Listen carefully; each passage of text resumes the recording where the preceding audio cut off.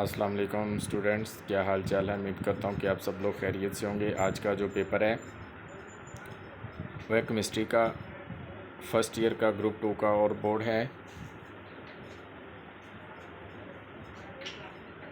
फैसलाबाद का, जिसमें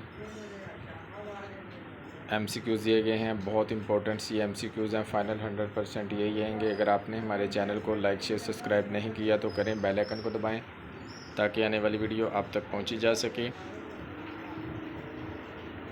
सबसे पहला MCQs देखें, दूसरा, तीसरा, चौथा, पाँचवा, छठा, सातवां, आठवां, नौवां, 10वां, 11वां, 12वां, 13वां, 14वां, 15वां, 16वां, 17वां और 18वां।